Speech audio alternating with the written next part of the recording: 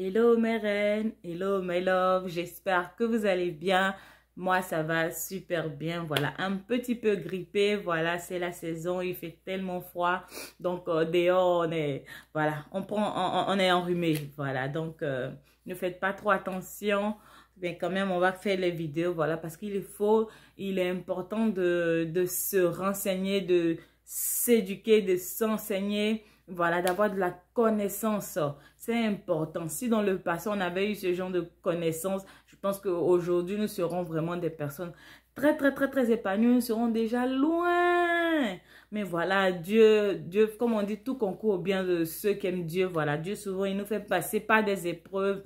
Il nous fait vivre des situations afin d'en tirer des leçons et afin aussi de pouvoir venir un jour s'asseoir aussi et donner des conseils aussi à nos frères et sœurs, à nos jeunes femmes, voilà, afin qu'elles aussi, elles ne puissent pas tomber dans les pièges dans lesquels nous sommes tombés, afin qu'elles puissent aussi prendre une avance sur certaines choses. Donc, c'est important de la connaissance. Alors, aujourd'hui, on continue sur notre série sur le mariage. Voilà, dans le mariage, il y a tellement de choses. Il y a tellement de choses, voilà, qu'on doit savoir, que ce soit avant le mariage, pendant le mariage. Et voilà, il est important de vraiment savoir beaucoup de choses afin de s'armer, hein, voilà. Il faut vraiment avoir une armure, voilà.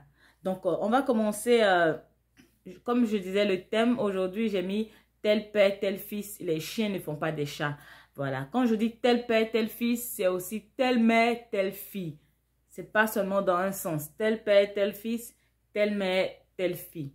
Vous savez, souvent, on veut se marier et on est tellement omnubilé par le mariage que nous fermons les yeux sur certaines choses ou du moins, on ne voit pas certaines choses parce qu'on dit souvent l'amour rend aveugle. Donc, il y a certaines choses qui sont des red flags, c'est-à-dire des drapeaux rouges, des signaux d'alarme, mais nous faisons fi de ne pas voir cela.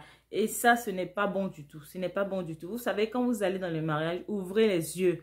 Ne négligez rien du tout. S'il y a un truc que vous avez qui vous interpelle, vous savez, souvent les choses qui nous interpellent, c'est des choses souvent on oublie après. On dit, bof, j'avais vu telle chose mais j'ai oublié. Non, si vous pouvez même noter, ah, j'ai vu telle chose, je note, et puis après je regarde, j'essaie d'analyser. C'est important, c'est important.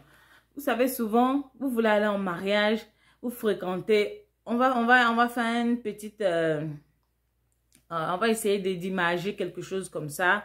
Vous savez, pour une jeune fille qui veut aller en mariage et qui rencontre un jeune homme, avant tout mariage, il y a d'abord le côté rencontre, côté amical, voilà, on se fréquente, la fréquentation.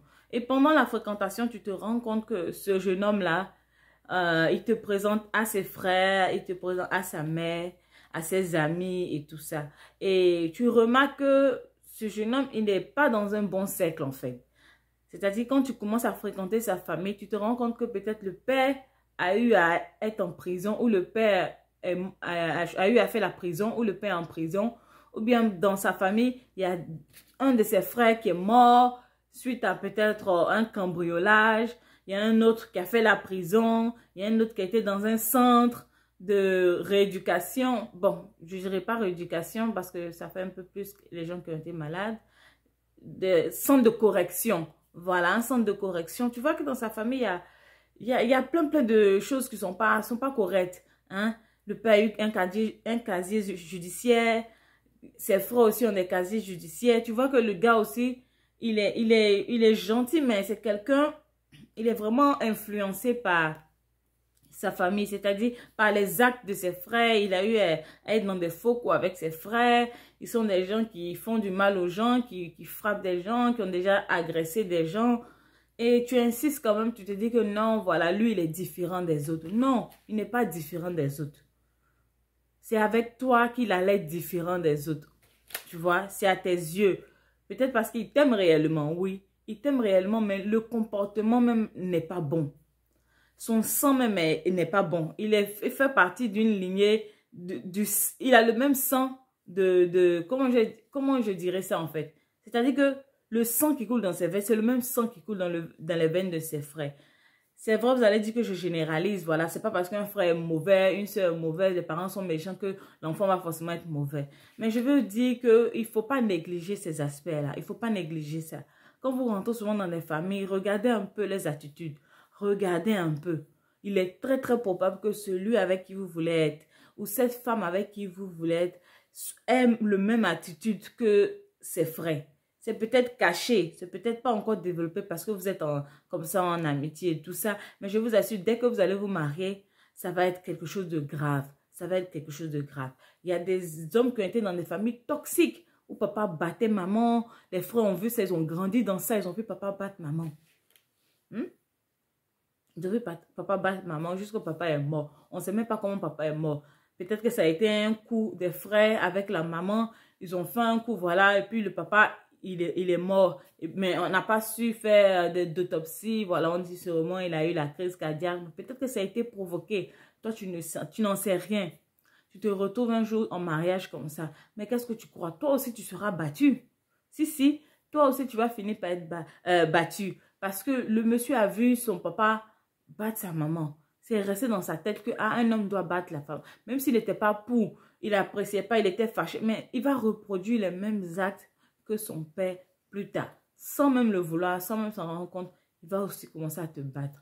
Parce qu'il a vu ça depuis petit, que voilà, la femme c'est une chose, la femme est chosifiée, voilà, on peut en faire un ballon de ping-pong. Donc toi aussi, tu finiras par être dans ce lot-là. Tu arrives dans une famille, tu aimes bien une jeune femme, voilà, elle te présente à ses frères et sœurs, elle te présente à sa mère, regarde un peu comment la maman est, regarde un peu comment sont ses sœurs. Ses sœurs ont 3-4 gars. Ces soeurs sont tout le temps habillées de façon dénudée. Tout le temps habillées comme des PUTE. Et toi, tu décides de vouloir épouser cette fille. Tu dis non, elle est différente. Parce qu'avec moi, elle porte des jeans. Avec moi, elle met des body bien qui descendent jusqu'au... Voilà, qui descendent normalement. Voilà, on ne voit pas sa poitrine. Elle est bien, elle est différente. Non, elle n'est pas si différente que ça. C'est peut-être parce qu'elle est amoureuse. Et elle veut cacher son jeu en fait. Pour ne pas que voilà, tu penses qu'elle est pareille et puis tu vas la laisser. Mais je t'assure, quand tu vas l'épouser, tu vas t'en rendre compte qu'elle mène la même vie que ses sœurs. Tu vas t'en rendre compte de ça. Tu arrives dans des familles, tu vois, tout le monde fume. Papa fume, enfant fume, maman fume. Tu dis non, cette personne avec qui je suis, non, cette personne ne fume pas. Non, tu te trompes. Peut-être que cette personne fumait, mais elle ne va pas te le dire. Peut-être qu'elle continue, mais elle ne va pas te le dire. Elle va te dire, non, moi, je suis différent. C'est après, dans le mariage, que tu vas te rendre compte que, effectivement, les chiens ne font pas des chats. Il faut vraiment prendre la peine de méditer sur ce thème-là. Tel père, tel fils. Telle mère, telle fille. Les chiens ne font pas des chats. On a tendance à dire que le chien ne change jamais sa manière de s'asseoir. On a tendance aussi à dire, seuls les imbéciles ne changent pas. C'est vrai, il arrive que des gens changent. Mais souvent, les gens ne changent pas du tout. Les gens ne changent pas du tout. Moi, j'ai connu une année quelqu'un qui fumait beaucoup. Et après quelques années, quand j'ai revu cette personne, il m'a dit non, qu'il a arrêté de fumer. Voilà, ça fait maintenant 4 ans qu'il ne fume plus. Hein. Je dis, c'est vrai ça? Il a dit oui, je ne fume plus, j'ai arrêté et tout. Mais j'ai été surprise de revoir cette personne fumer, tirer un jour une taf comme ça. Bon, je dis une taf, ça c'est un jargon. Tirer comme ça la cigarette d'un ami. Et puis j'étais choquée. J'ai dit, mais toi, tu m'avais dit que tu avais arrêté de fumer, non? Que ça faisait maintenant 4 ans et tout ça. Comment ça se fait que tu fumes? Il dit, non, voilà, je suis un peu stressée. Je voulais juste tirer un petit peu. Donc, vous voyez que les gens récidivisent. Vous voyez, c'est pas toujours facile pour un être humain de véritablement changer, tu vois. C'est seulement Dieu qui change les cœurs, qui change les gens. Donc, ne croyez pas toujours quand quelqu'un vous dit « Oh, j'ai changé, j'ai changé ». Non. Si cette personne marche avec le Seigneur, soyez convaincus. Voilà que cette personne a changé. Bon, même là encore, observez toujours et priez si vraiment vous voulez que cette personne change. Mais ne vous attendez pas à ce que, voilà, il faut vraiment être, comment on dit, il faut vraiment apprendre à voir les choses telles qu'elles sont. Telles qu'elles sont. Les gens ne changent pas comme ça. Les gens deviennent de plus en plus eux-mêmes. Donc, avant d'aller en mariage, observez un peu l'attitude des gens. Observez un peu comment les gens vivent. Tu veux te marier, tu arrives dans une famille. Personne ne travaille. Personne ne travaille. ils sont tous dépassés la quarantaine, la cinquantaine. Ils sont tous là dans la même maison. Ce sont des petits signaux, ce sont des petits signaux qu'il ne faut pas négliger. Mais qu'est-ce qu'il y a dans cette famille? Pourquoi ils sont tous comme ça? Pourquoi ils n'ont pas cette grâce-là de pouvoir travailler, cette grâce-là de pouvoir sortir du cocon familial, à être indépendant? Pourquoi? Il faut se poser beaucoup de questions. Il ne faut pas rester là pour dire, non, mon chéri, il est différent. Lui, il a un petit boulot. Non. Nous, là, on est différents. Moi, je travaille, on va s'entraider, on va vivre. Non. Il travaille peut-être actuellement là, mais je t'assure, quand vous allez finir de vous marier, son travail va se gâter. Et là, tu vas te rendre compte que, ah oui. Donc, il faut vraiment essayer de poser des questions, de savoir, ah, pourquoi tes frères là, ils ne travaillent pas? Est-ce qu'ils travaillaient et puis le travail s'est gâté? Voilà. Il y a des petites malédictions comme ça qui sont derrière qui sont dans des familles. Il y a des familles qui sont très, très toxiques. Voilà, quand tu viens, tu ne vas pas te rendre compte, hein. Tu ne vas pas te rendre compte parce qu'ils savent comment ils sont. Ils savent comment ils sont. Et peut-être quand ils voient une nouvelle personne venir, ils sont toujours tout doux. Tu vas dire, waouh, je suis tombée dans la famille parfaite. Mais en fait, c'est pour t'amadouiller. Parce qu'après le mariage, ils vont véritablement te montrer leur visage. Je regardais une série il n'y a pas trop longtemps. C'est une série un peu de politiciens, j'ai envie de dire ça, une série de pouvoir. Parce que dans cette série-là, c'est une grande famille qui a beaucoup d'argent, mais cette famille-là, voilà, il y a plein de membres, il y a plein de politiciens dedans. Voilà, il y a le papa qui est député, il y a la fille qui est maire, qui a été maire, et puis après, son fils aussi a été maire de la même du même village. Donc, c'est une famille un peu qui fait la politique, qui sont, voilà, un peu dans le gouvernement, j'ai envie de dire, voilà. Et le papa, il a envie de chercher un autre poste, voilà. Et la fille, elle a été maire, elle a gouverné pendant un moment. Après ça, elle est devenue gouverneure, voilà. Et son fils, il est devenu maire. Parce que voilà, c'est un petit village, une famille qui a l'argent. Donc, quand il y a les élections, c'est forcément eux qui sont les candidats favoris. Et il se trouve que cette famille-là aussi, c'est une famille très puissante. Et qui font beaucoup de magouilles, qui tuent des gens. Et dans la famille, voilà, les gens, ils tuent des gens, ils font plein de trucs, des massacres, quoi, voilà, pour pouvoir toujours se propulser un peu haut. Et ils font aussi beaucoup de dons dans les associations. Donc, on ne peut pas savoir que c'est vraiment...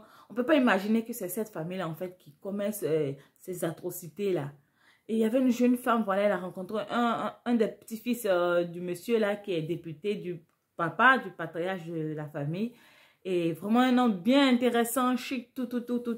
Et elle s'est dit, waouh, Dieu m'a fait la grâce de rentrer dans une grande famille, une famille de riches. Vraiment, ma vie va changer et tout ça. Donc, elle a commencé à fréquenter le jeune. Vous savez, le grand jeu. Voilà, donc elle a dit, là, ça, c'est l'homme de ma vie. Mais elle ne sait pas que c'est quelqu'un aussi qui commet aussi des atrocités en famille, avec sa famille. Elle ne sait pas tout ça. Et elle allait se marier. Et c'est lorsqu'elle s'est mariée, et c'était trop tard parce que c'est une famille, lorsque tu t'allies à eux, tu ne peux plus dire.